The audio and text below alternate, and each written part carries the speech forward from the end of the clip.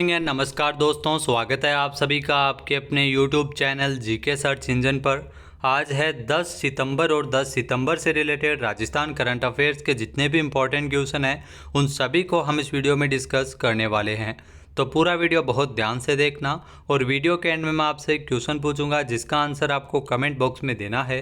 कल के वीडियो में मैंने आपसे एक क्वेश्चन पूछा था जो था हाल ही में बूंदी जिले के भीमलत की प्राकृतिक वैली में 2 करोड़ रुपए की लागत से बनाई गई लव कुश वाटिका का लोकार्पण किसके द्वारा किया गया था। तो इसका लोकार्पण किया था अशोक चांदना ने, यानी कि बी ऑप्शन इसका बिल्कुल सही था। जिन दोस्तों ने बी ऑप्शन कमेंट बॉक्स में सही जवाब दिया था उनको हार्दिक शुभकामनाएं। जी हाँ, युवा मामलों और खेल राज्य मंत्री अशोक चांदना ने 5 सितंबर को राज्य सरकार की बजट घोषणा के तहत बूंदी जिले के भीमलत की प्राकृतिक वैली में जिला स्तरीय वन महोत्सव का शुभारंभ किया और साथ ही साथ 2 करोड़ रुपए की लागत से बनाई गई लवकुश वाटिका का भी लोकार्पण किया। लवकुश वाटिका को पर्यटन की दृष्टि से देखते हुए आकर्षक और सुंदर रूप दिया गया है जिसे पर्यटन को बढ़ावा मिलेगा। तो चलिए स्टार्ट करते हैं आज के करंट अफेयर्स। पहला क्वेश्चन है, राजस्थान के किन जिलों में राजा बूंदा मीणा का पेनोरमा तथा महर्षि नवल पेनोरमा के निर्माण हेतु 4-4 करोड़ रुपए की स्वीकृति प्रदान की है। तो ये आपको बता दें कि बूंदी और जोधपुर में, जी हाँ, बूंदी में राजा बूंदा मीणा पेनोरमा और जोधपुर में महर्षि नवल पेनोरमा का निर्माण कार्य किया जाएगा, यानी कि ए ऑप्शन इस क्वेश्चन का बिल्कुल सही है। आइए जानते हैं इम्पोर्टेंट फैक्ट्स। तो राजस्थान के मुख्यमंत्री अशोक गहलोत ने बूंदी जिले में राजा बूंदा मीणा पेनोरमा और जोधपुर जिले में महर्षि नवल पेनोरमा के निर्माण हेतु 4-4 करोड़ रुपए की स्वीकृति प्रदान की है। ये कार्य पर्यटन विभाग के द्वारा पर्यटन विकास कोष के माध्यम से करवाए जाएंगे।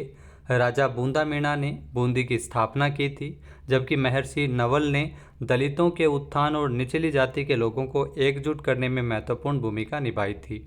इस पेनोरमा की अगर बात की जाए तो इन पेनोरमा में राजा बूंदा मीणा तथा महर्षि नवल के व्यक्तित्व एवं कृतित्व को प्रदर्शित किया जाएगा। नेक्स्ट क्वेश्चन है, हाल ही में मुख्यमंत्री अशोक गहलोत ने कोटा में बने चंबल रिवर फ्रंट और ऑक्सीजन पार्क का लोकार्पण है वो कब करेंगे। तो राजस्थान के मुख्यमंत्री अशोक गहलोत है वो कोटा में चंबल रिवर फ्रंट और ऑक्सीजन पार्क का लोकार्पण करेंगे 12 सितंबर को, यानी कि बी ऑप्शन इसका बिल्कुल सही है। आइए जानते हैं इम्पोर्टेंट फैक्ट्स। तो 12 सितंबर को राजस्थान के मुख्यमंत्री अशोक गहलोत जो राजस्थान के कोटा में, जी हाँ, कोचिंग सिटी कोटा में चंबल रिवर फ्रंट और ऑक्सीजन पार्क का लोकार्पण करेंगे। 3 साल में तकरीबन 1400 करोड़ रुपए की लागत से तैयार कोटा में 6 किलोमीटर लंबे चंबल रिवर फ्रंट और 75 एकड़ में बने ऑक्सीजन पार्क है वो बनकर अभी तैयार हो चुके हैं, जिसका 12 सितंबर को सीएम अशोक गहलोत है वो लोकार्पण करेंगे। इसके अलावा 13 सितंबर को कोटा में राजस्थान कैबिनेट की बैठक भी ऑक्सीजन पार्क में आयोजित की जाएगी। 13 सितंबर को बैठक होगी कैबिनेट की। कोटा में दुनिया का सबसे बड़ा जो नंदी बनाया गया है जो वर्ल्ड रिकॉर्ड बनाएगा। इसके अलावा दुनिया की सबसे बड़ी घंटी भी यहाँ लगाई गई है जो 79 टन की घंटी है, जिसे बजाने पर 8 किलोमीटर दूर तक आवाज़ जाती है। साथ ही साथ चंबल रिवर फ्रंट पर संगमरमर से बनी 225 फीट ऊंची चंबल माता की मूर्ति काफ़ी अनोखी होगी, यह भी विश्व रिकॉर्ड बनाएगी। नेक्स्ट है, राजस्थान का कौन सा शिक्षण संस्थान आर्टिफिशियल इंटेलिजेंस पर buffalo state university of New York के साथ कार्य करेगा। तो ये आपको बता दें कि आईआईटी जोधपुर है वो buffalo state university of New York के साथ मिलकर कार्य करेगा, यानी कि बी ऑप्शन इसका बिल्कुल सही है। आइए जानते हैं इम्पोर्टेंट फैक्ट्स। तो G20 शिखर सम्मेलन में भाग लेने आए अमेरिकी राष्ट्रपति जो बाइडेन और भारत के प्रधानमंत्री नरेंद्र मोदी के बीच 8 सितंबर को द्विपक्षीय वार्ता हुई थी, जिसमें भारतीय प्रौद्योगिकी संस्थानों को अमेरिका ने शुरुआती दौर में $10 मिलियन का अनुदान देने की बात कही है। इसके लिए भारतीय प्रौद्योगिकी संस्थान परिषद जो आईआईटी काउंसिल और एसोसिएशन ऑफ अमेरिकन यूनिवर्सिटीज़ के प्रतिनिधित्व वाले भारतीय विश्वविद्यालयों के बीच MOU हुआ है। इसके तहत आईआईटी जोधपुर में भी आर्टिफिशियल इंटेलिजेंस पर buffalo state university of New York के साथ वो काम रहेगा। इतना ही नहीं, IIT Kanpur, IIT Jodhpur, IIT और BHU और आईआईटी दिल्ली भी बफेलो में स्टेट यूनिवर्सिटी ऑफ न्यूयॉर्क के साथ मिलकर जॉइंट रिसर्च सेंटर बनाएंगे। नेक्स्ट है, मुख्यमंत्री अशोक गहलोत ने किस जिले में I start innovation school hub की स्थापना को मंजूरी प्रदान की है। तो ये ध्यान रखना, बीकानेर में ये I start innovation school hub की स्थापना की जाएगी, यानी कि बी ऑप्शन यहाँ पर बिल्कुल सही है। आइए जानते हैं इम्पोर्टेंट फैक्ट्स। तो स्टार्टअप को प्रोत्साहन देने के उद्देश्य से राजस्थान के मुख्यमंत्री अशोक गहलोत ने बीकानेर में I start innovation school hub की स्थापना को मंजूरी प्रदान की है और इसके लिए 52.26 करोड़ रुपए के वित्तीय प्रस्ताव का अनुमोदन किया है। इस प्रस्ताव के अनुसार I start innovation school hub का निर्माण जोधपुर के फिनटेक डिजिटल विश्वविद्यालय और जयपुर के भामाशाह डेटा सेंटर और ई गवर्नेंस सेंटर बिल्डिंग की तर्ज पर किया जाएगा। तो बीकानेर में I start innovation school hub का निर्माण कार्य सूचना प्रौद्योगिकी और संचार विभाग के माध्यम से होगा। नेक्स्ट है, राजस्थान के टोंक जिले में मेगा जॉब फेयर का आयोजन कब किया गया था। तो राजस्थान के टोंक में मेगा जॉब फेयर का आयोजन 8 सितंबर को किया गया था, यानी कि ए ऑप्शन इसका बिल्कुल सही है। आइए जानते हैं इम्पोर्टेंट फैक्ट्स। तो अशोक गहलोत की राज्य सरकार की बजट घोषणा के क्रम में जिलों में लगातार मेगा जॉब फेयर का आयोजन किया जा रहा है। जी हाँ, कौशल नियोजन एवं उद्यमिता विभाग की ओर से टोंक जिले में 8 सितंबर को मेगा जॉब फेयर का आयोजन हुआ था, जिसमें 4,569 युवाओं को नौकरी का ऑफर मिला। साथ ही साथ 611 युवाओं का चयन भी तुरंत किया गया था। इस मेगा जॉब फेयर में 9 सेक्टर की नामी 37 कंपनियों ने हिस्सा लिया था। नेक्स्ट है, राजस्थान राज्य प्रदूषण नियंत्रण मंडल के ग्रीन चैनल प्रणाली के माध्यम से उद्योगों को नवीनीकरण की अनुमति कितने दिनों में मिल सकेगी। तो इसमें आपको बता दें कि 7 दिन में अनुमति मिल सकेगी, यानी कि ए ऑप्शन इसका बिल्कुल सही है। आइए जानते हैं इम्पोर्टेंट फैक्ट्स। तो ईज ऑफ डूइंग बिजनेस के क्रम में राजस्थान राज्य प्रदूषण नियंत्रण मंडल के द्वारा उद्योगों को अनुमति देने की प्रक्रिया को आसान बनाया जा रहा है। जी हाँ, राजस्थान राज्य प्रदूषण नियंत्रण मंडल के जो अध्यक्ष है शिखर अग्रवाल, उन्होंने बताया कि उद्योगों के संचालन के लिए जो सम्मति नवीनीकरण के लिए मंडल द्वारा 15 सितंबर से ग्रीन चैनल प्रणाली शुरू की जाएगी। यहाँ ग्रीन चैनल प्रणाली जो फास्ट ट्रैक क्लियरेंस तंत्र होगी, इसके माध्यम से पूर्व में लगने वाले 120 दिन की जगह 7 दिन में ही उद्योगों को नवीनीकरण की अनुमति मिल सकेगी। क्षेत्रीय कार्यकारी ग्रीन चैनल के इस साइट निरीक्षण के आधार पर प्रत्येक इकाई को अनुपालन और गैर अनुपालन श्रेणी में वर्गीकृत करेंगे। नेक्स्ट क्वेश्चन है, राजस्थान में सामाजिक न्याय एवं अधिकारिता मंत्री टीकाराम जूली के द्वारा उत्तर मैट्रिक छात्रवृत्ति योजना में शैक्षणिक सत्र 2023-24 के लिए पेपरलेस आवेदन करने हेतु पोर्टल का वर्चुअल शुभारंभ कब किया गया था। तो इस पोर्टल का वर्चुअल शुभारंभ किया गया था 8 सितंबर को।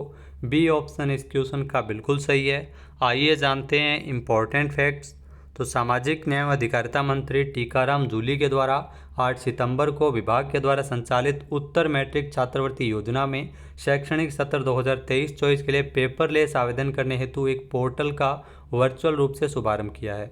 जहाँ विद्यार्थियों के द्वारा ऑनलाइन पंजीयन और आवेदन है वो 15 सितंबर से लेकर 7 नवंबर तक इस योजना के तहत किए जा सकेंगे।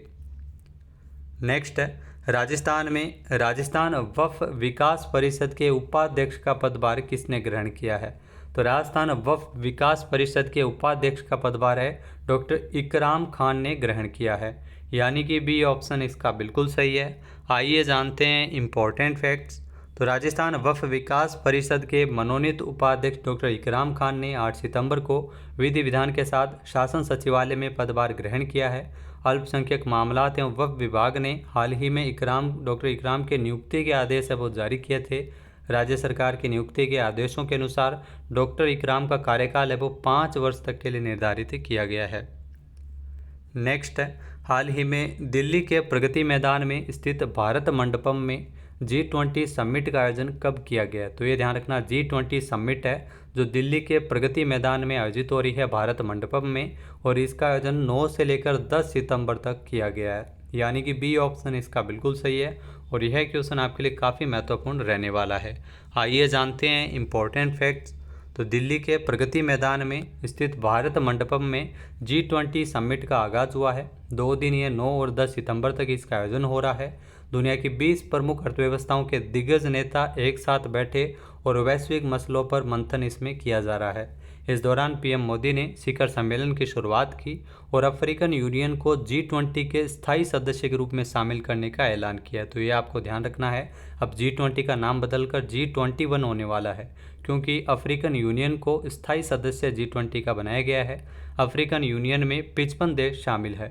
इसके अलावा G20 समिट में नई दिल्ली लीडर्स घोषणा पत्र को भी मंजूरी प्रदान की गई है। नेक्स्ट है, विश्व आत्महत्या रोकथाम दिवस कब मनाया जाता है? तो विश्व आत्महत्या रोकथाम दिवस प्रतिवर्ष 10 सितंबर को मनाया जाता है। सी ऑप्शन इसका बिल्कुल सही है। आइए जानते हैं इम्पोर्टेंट फैक्ट्स। तो आत्महत्या के मामलों को रोकने हेतु जागरूकता बढ़ाने के लिए हर साल 10 सितंबर को विश्व आत्महत्या रोकथाम दिवस मनाया जाता है। इस दिन का आयोजन international association for suicide prevention के द्वारा किया जाता है और इसकी स्थापना 2003 में विश्व स्वास्थ्य संगठन यानी WHO के साथ मिलकर की गई थी। आपको बता दें कि कोटा में भी सबसे ज़्यादा स्टूडेंट है वो सुसाइड करते हैं, तो 10 सितंबर को विश्व आत्महत्या रोकथाम दिवस है वो मनाया जाता है। क्रिएटिंग होप थ्रू एक्शन 2021-2023 तक इसके लिए जो त्रिवार्षिक विषय है वो रखा गया है, यानी 3 वर्ष तक के लिए विषय है यही रखा गया है, क्रिएटिंग होप थ्रू एक्शन। अब बात करते हैं आज के हमारे क्विज़ के, जिसका आंसर आपको कमेंट बॉक्स में देना है। तो आज का क्विज़ है, हाल ही में किस राज्य सरकार द्वारा सरदार पटेल बोर्ड का गठन किया जाएगा? एक बार फिर से सुनिएगा, हाल ही में किस राज्य सरकार के द्वारा सरदार पटेल बोर्ड का गठन किया जाएगा? इसका सही आंसर आपको कमेंट बॉक्स में देना है। और अगर ये वीडियो आपको पसंद आए तो इसे लाइक और शेयर करना बिल्कुल न भूलिएगा। चैनल पर नए हैं, सब्सक्राइब नहीं किया है तो अभी सब्सक्राइब बटन पर क्लिक करें। इस वीडियो की जो PDF फाइल है वो आप वीडियो के डिस्क्रिप्शन बॉक्स से डाउनलोड कर सकते हैं और इस क्वेश्चन का आंसर आप वोट करके भी कर सकते हैं। वीडियो देखने के लिए धन्यवाद। जय हिंद, जय भारत, जय राजस्थान।